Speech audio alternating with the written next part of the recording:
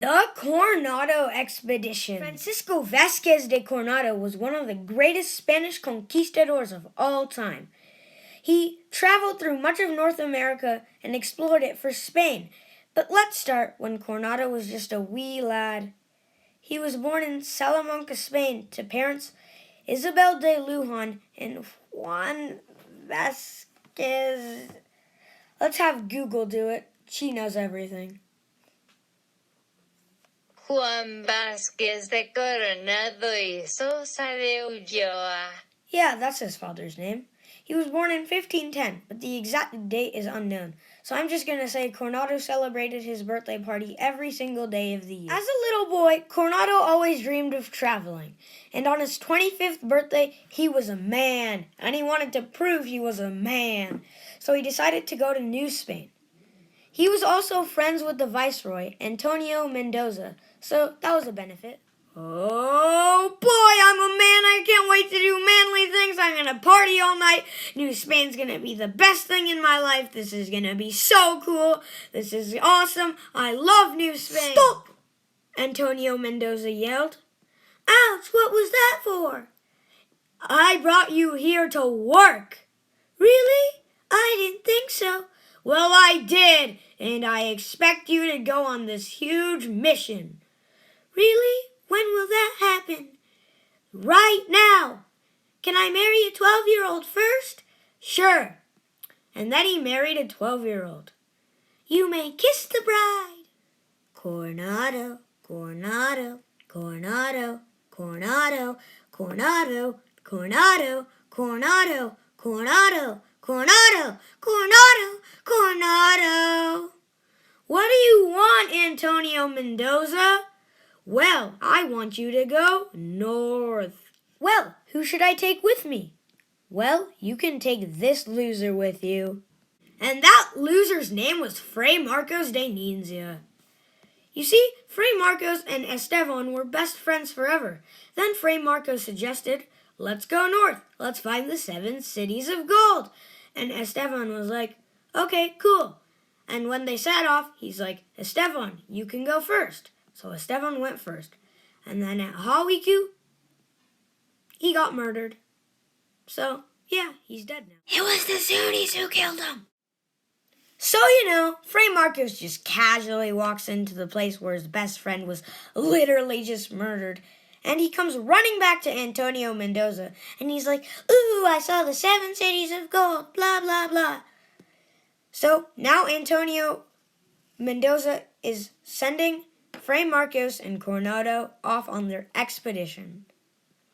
Fray Marcos did not contribute any money into this project, but Antonio Mendoza and Coronado both spent approximately around $4 million into this, so hopefully Fray Marcos is not lying.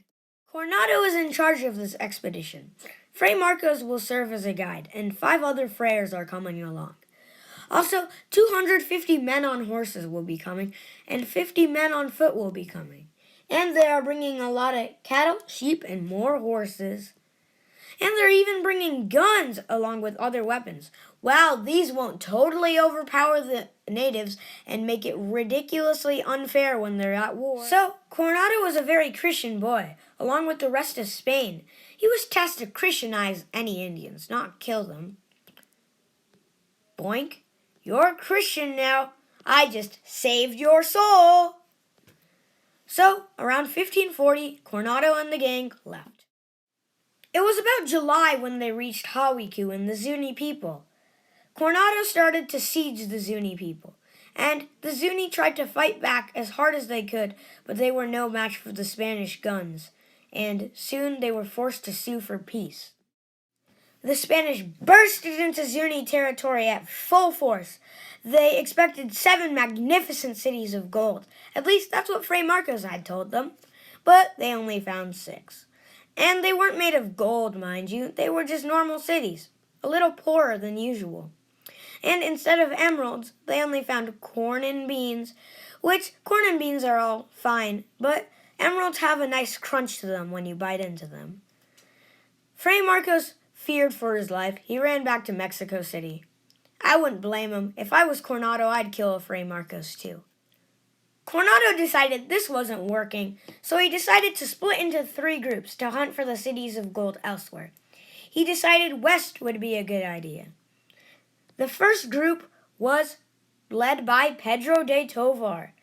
He visited many Hopi villages on his way to Tusayan in Arizona, which is where they thought the cities of gold would be. Then he came back to Coronado, telling him that there was a great river beyond and they should probably explore it. Coronado decided that what Pedro de Tovar had told him about was worth visiting, so he sent Garcia Lopez de Carnadas to check it out. Garcia Lopez de Carnadas and his men became the first Europeans to see the Grand Canyon. Wow, so majestic! The third group Coronado had sent out was led by Melchor Diaz to meet the supply ships on the Colorado River. But when he arrived, all the supply ships were gone. They were sent away by Hernando de Alecron because they all wanted to go back to New Spain. Where did they all go? Coronado decided that all his efforts to the west were worthless.